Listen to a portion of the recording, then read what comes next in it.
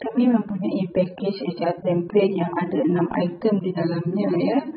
Satu adalah SOP Jabatan Sumber Manusia, dua SOP bagi disiplin kaki tangan syarikat, ketiga adalah handbook ya bagi kaki tangan eksekutif dan juga bukan eksekutif, keempat adalah borang, yang kelima adalah contoh-contoh surat di mana anda boleh menggunakan dengan mudah ya. Kemudian dengan item yang keenam adalah nota tambahan di mana anda boleh mengikutinya walaupun anda tidak ada pengetahuan di dalam bidang HR. Video sebelum ini kami menerangkan berkaitan dengan SOP Jabatan Sumber Manusia. Jadi item yang kedua adalah berkaitan dengan SOP pengurusan disiplin. Anda boleh lihat ya item-item yang ada di dalam SOP disiplin bagi kaki tangan syarikat, dan kita bawakan dengan dua format ya, satu format Microsoft Word dan satu lagi format PDF.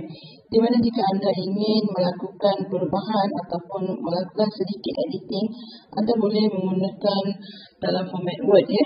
Kemudian anda boleh print untuk kaki tangan syarikat anda. Jadi sekarang ini saya akan terangkan berkaitan dengan pengurusan disiplin dalam format PDF supaya anda boleh melihat dengan jelas ya. Apa yang ada di dalam template kami adalah berdasarkan kepada konten yang telah kita paparkan ini ya. Selain daripada general principle, kita ada definition dan juga disciplinary process. Jadi di sini kita menerangkan ataupun memaparkan full English version. Walau bagaimanapun kita juga ada menyediakan full bahasa Malaysia version ya. Dan kedua-dua versi ini akan kami berikan kepada anda yang mendapatkan package HR template kami. Jadi di dalam SOP disiplin ini diterangkan secara jelas ya proses disiplin yang akan diambil kepada kaki tangan yang melakukan salah laku ya, antara hukuman ataupun cara memberi pengajaran kepada kaki tangan kita adalah dari segi pertamanya secara verbal ya, keduanya dari segi written warning, ketiga suspension ataupun pengaturan kerja, yang keempat berkaitan dengan penurunan jawatan, dan yang kelima berkaitan dengan penamatan perkhidmatan. Jadi diberitahu juga bagaimana mereka untuk membuat rayuan ya, dari segi hukuman yang telah dikenakan ke atas mereka. Kemudian mereka juga akan diberitahu hak-hak mereka dan juga perkara-perkara yang menjadi sulit ya dalam segala urusan pengendalian pelaksanaan pengurusan disiplin bagi kaki tangan. Okey, kemudian sebelum kita melakukan tindakan kepada kaki tangan kita, kita mestilah melakukan latihan dan juga awareness kepada kaki tangan kita berkaitan dengan jenis-jenis misconduct dan juga proses disiplin yang kita ambil kepada mereka dan hukuman-hukuman yang akan dijalankan ke atas mereka. Selain daripada training, mungkin kita boleh mencetak proses-proses tindakan terhadap mereka di papan-papan kenyataan yang mudah mereka mencapainya ataupun membacanya ya. Kemudian diterangkan juga apakah yang dikategorikan di dalam minor misconduct dan juga contoh-contoh minor misconduct ya. Di antaranya mungkin dari segi ketidakhadiran bekerja 2 hari berturut-turut ya. Kemudian mungkin dari segi tidak mengikut arahan immediate superior, tidak bekerjasama dengan teamwork dalam pekerjaan mereka ya. Kemudian dari segi serious misconduct juga diberitahu ya apakah yang dikategorikan di dalam serious misconduct. Kenapa dibahagikan kepada dua bahagian salah laku ini adalah dari segi proses pengendalian salah laku tersebut dan juga hukuman yang akan diberikan. Contohnya dari segi ketidakhadiran 2 hari berturut-turut. Jadi perkara yang pertama mungkin dari segi verbal warning, keduanya written warning, dan seterusnya mengambil tindakan suspension ataupun demotion, dan barulah kepada penamatan perkhidmatan.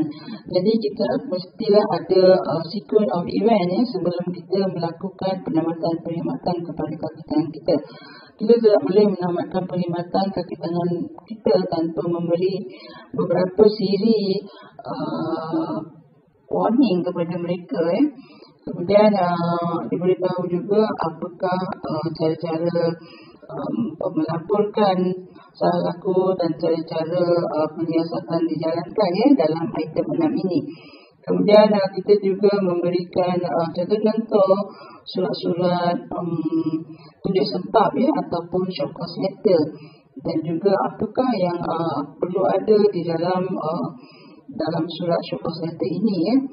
Jadi diberitahu dengan jelas bagaimana cara kita mengendalikan ataupun pemberian show cause letter dan bagaimana cara kaki tangan kita menjawab surat tunjuk sebab tersebut.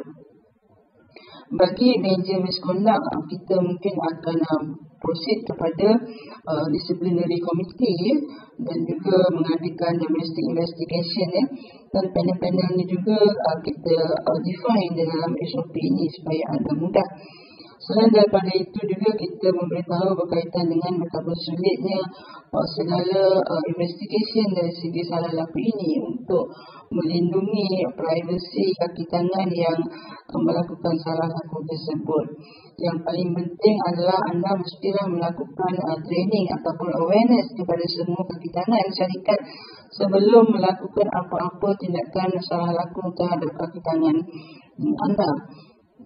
Iaitu secara asasnya mestilah semua perkara mesti kena beritahu dahulu kepada kaki tangan sebelum kita mengambil tindakan dalam apa situasi, dari segi pengesahan jawatan, dari segi bagaimana mereka mencapai target dalam pekerjaan mereka, bagaimana mereka untuk meningkatkan prestasi.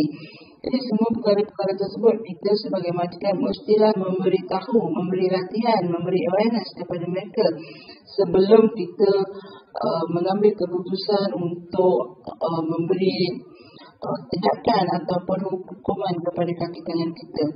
Kebanyakan sekarang ni selalunya majikan selalu mengambil ataupun memberi perhatian yang kurang untuk dari segi latihan.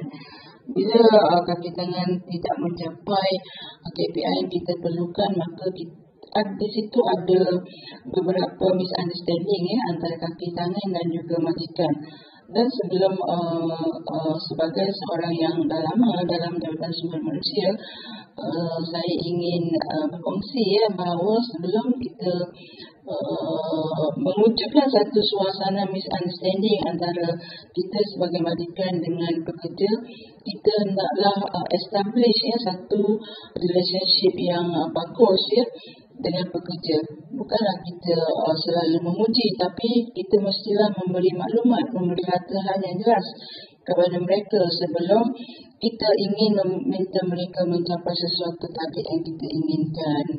Jadi ini adalah cara-cara ataupun tata cara mengendalikan disiplin kaki tangan kita supaya kita dapat memberikan satu teamwork kerja yang sangat cemerlang dan bersemangat dalam mencapai target syarikat kita.